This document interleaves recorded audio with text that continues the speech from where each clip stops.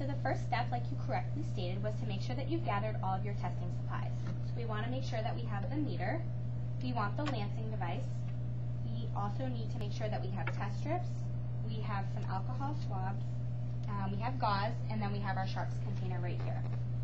So the first thing we want to do is we want to take the lancet, and in this case the cover's already off, but if the cover were on, we would want to remove the cover first, like this. Okay. And then we would insert the lancing device into, like that, until it clicks. Okay. Okay? So depending upon where you're testing is going to depend upon which cap that you should be using. So there's two caps, there's the blue cap and there's the clear cap. So we're going to use the blue cap if you're going to be testing on your fingers, and we'll use the clear cap if you're going to be testing on an alternative site like your palm or your upper arm. So just to review, besides your finger, where else did we discuss it is appropriate to test? So to make sure I understand, I should use the blue cap if I'm going to test on my finger, and the clear cap if I'm going to test on my upper arm or on my palm. Yep, that's very good, correct. Okay, so the next thing we're going to do is we're going to get a test strip out, and we're going to insert it into the meter and wait for the meter to power on. Now while we're waiting, explain to me again how you tested.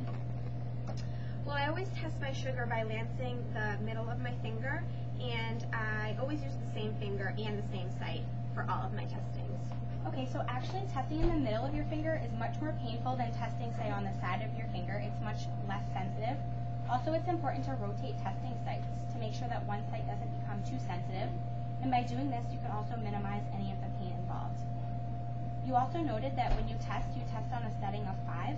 5 is actually the highest setting and can cause the most pain, so it would be best if you could lower the lancing device setting to limit the pain but still get enough blood, and you can do that by shifting the number here on the device like this. Okay. I didn't realize the importance of using the side of my finger and rotating test sites, and I thought that the highest setting on the lancet device would cause the least pain. Also, with it being winter, my hands are always really dry and always seem to be cracked, and I think the testing is making it worse. Is there anything I can do to help my dry hands to make the process a little bit easier? So it is definitely important to keep your hands moisturized, so you should definitely be using lotion. Also, we talked about changing the testing site before lancing.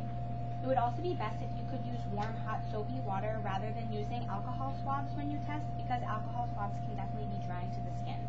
So unless you're out and about and away from hot, soapy water, it would be best to avoid alcohol when you clean your finger before testing. Wow, I didn't realize that alcohol could be so drying to my skin and actually be making the testing more painful. I guess I was just trying to use all the alcohol I could on my skin since I can't drink any. Now that we're talking about the proper testing sites and how to help minimize the pain associated with